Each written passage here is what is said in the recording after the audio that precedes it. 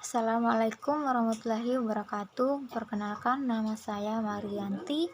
Di sini saya akan menjelaskan fungsi fat replacer.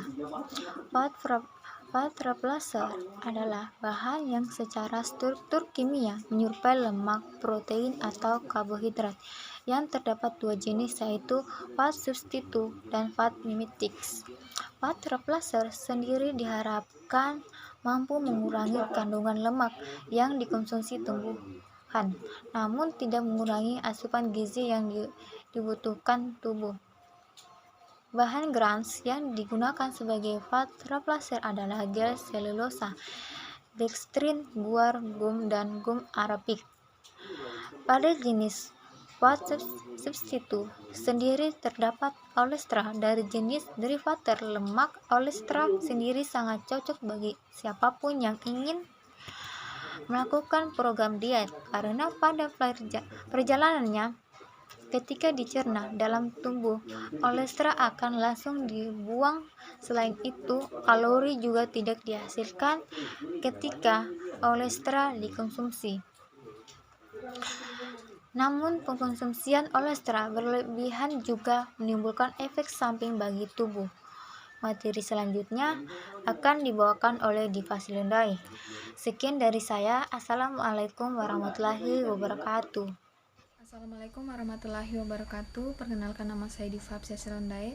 Saya akan melanjutkan pemaparan materi mengenai fat replacer.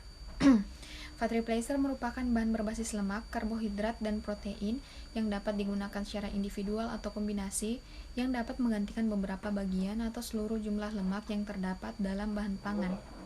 Fat replacer dapat dikembangkan dari protein, karbohidrat, atau lemak. Manfaat lain dari penggunaan fat replacer adalah untuk menghasilkan makanan yang rendah lemak tetapi memiliki tekstur dan cita rasa yang sama seperti produk makanan yang menggunakan lemak. Di dalam fat replacer itu ada yang namanya fat mimetics. Fat mimetics adalah bahan pengganti lemak yang memiliki struktur kimia yang berbeda dengan lemak, namun dapat menirukan satu atau lebih sifat sensori atau fungsional dari lemak. Fat replacer ini tidak dapat menggantikan lemak secara keseluruhan. Biasanya yang termaksud dalam kategori ini adalah kelompok karbohidrat dan juga protein. Pengganti lemak mimetik mempengaruhi beberapa karakteristik fisikokimia bahan pangan pada saat dimakan, seperti viskositas, mouthfeel, dan tampilan produk. Dalam bidang pangan, fat mimetics ini sering digunakan untuk produk berbasis cairan atau salad dressing. Contoh dari fat mimetics adalah pati, selulosa, dextrin, whey, dan juga protein susu. Fat replacer berbasis karbohidrat adalah kelompok yang paling sering digunakan. Komponen dari fat replacer berbasis karbohidrat adalah polisakarida nabati seperti pati, serat, aselulosa, dan polidextrosa. Komponen tersebut akan meningkatkan viskositas dan tekstur produk pangan. Fat replacer jenis ini dapat digunakan sebagai agen pengental dan stabilizer karena memiliki sifat yang mudah menyerap air yang berada di sekeliling produk sehingga dapat mempengaruhi reologi dan peningkatan viskositas produk. Sekian penjelasan materi mengenai fat replacer dari saya. Kurang dan lebihnya mohon dimaafkan. Saya akhiri dengan ucapan wassalamualaikum warahmatullahi wabarakatuh. Materi selanjutnya akan dilanjutkan oleh teman kelompok saya. Bismillahirrahmanirrahim. Assalamualaikum warahmatullahi wabarakatuh. Saya Eka Saputri, NIM 1 A1 20036, kelas A, Program Studi Ilmu dan Teknologi Pangan, Fakultas Pertanian, Universitas Halu Oleo Kendari. Jenis-jenis fat replace yaitu yang pertama fat mimetic, yang kedua fat substitute, yang ketiga fat analog, yang keempat fat exchanger.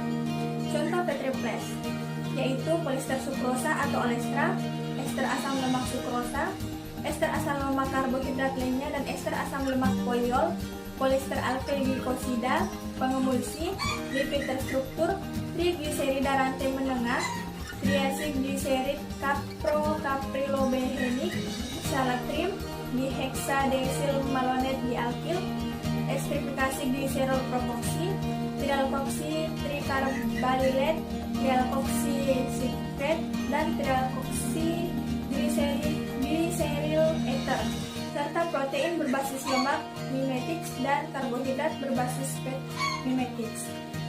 Selanjutnya membahas contoh dari fat replace, yaitu olestra.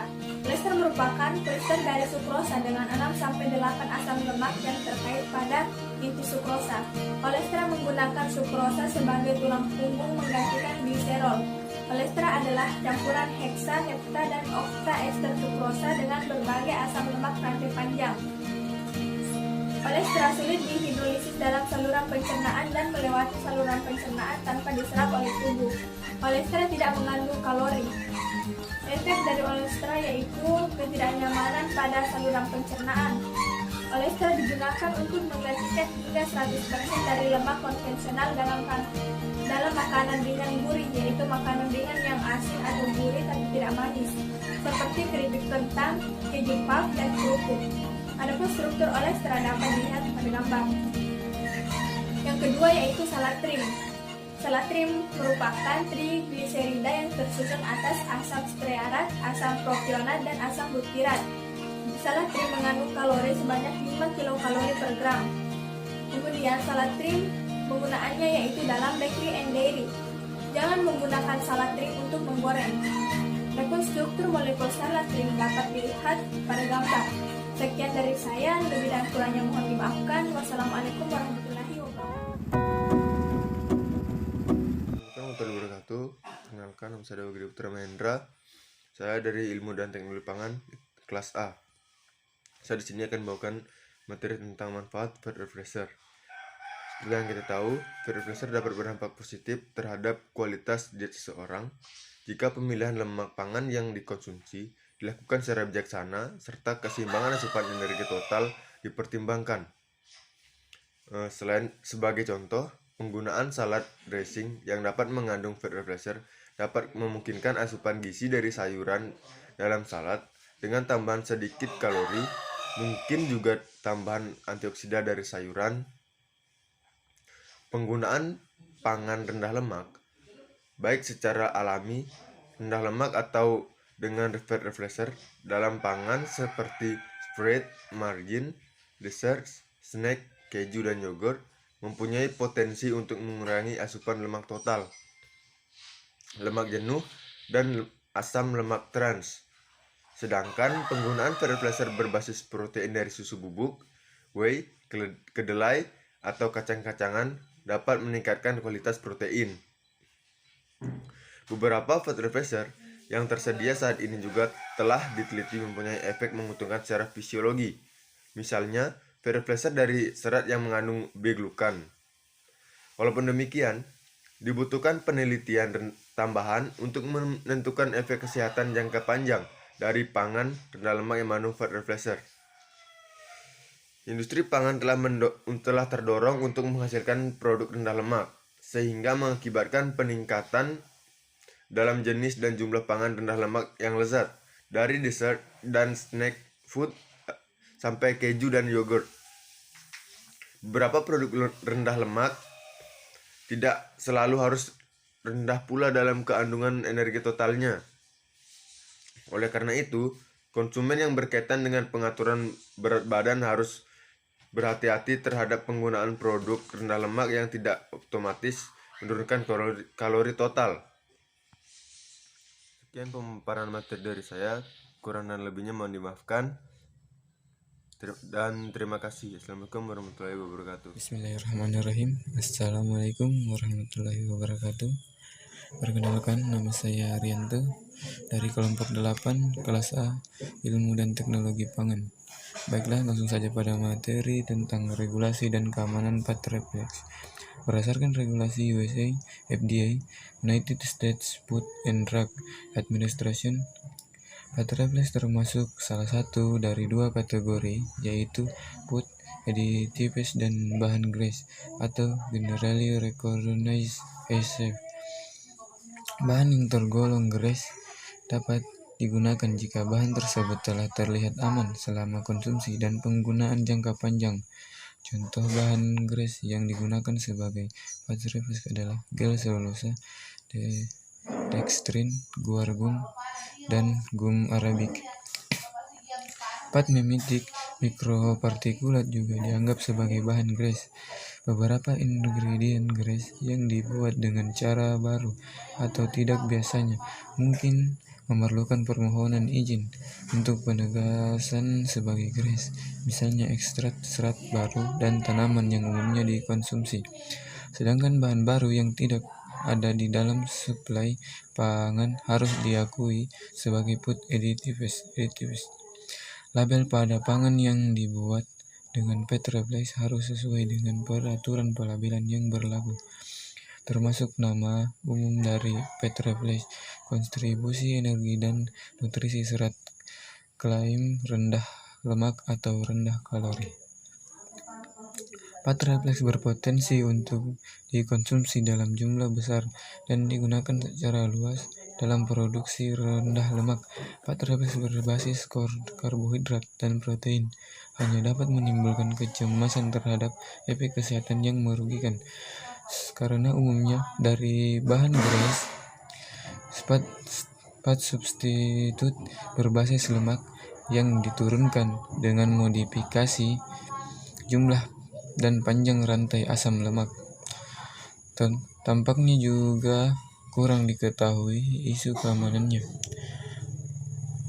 Polidextrosa dan olestra adalah dua produk yang diketahui mencemaskan apabila digunakan secara berlebihan.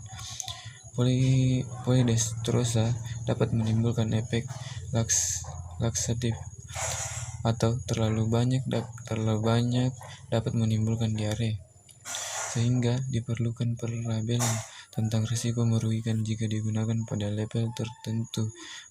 Olestra dapat menyebabkan kejang perut, leuse, stol, dan menghambat penyerapan vitamin larut lemak. Akan tetapi, pada tahun 2003, FDA telah menarik kembali peringatan yang menyangkut keamanan produk yang mengandung olestra. Walaupun demikian, secara umum Petroplus dapat dianggap aman jika digunakan secara moderat. Sekian dan terima kasih. Bismillahirrahmanirrahim. Assalamualaikum warahmatullahi wabarakatuh. Perkenalkan, nama saya Rianto dari kelompok 8 kelas A, Ilmu dan Teknologi Pangan.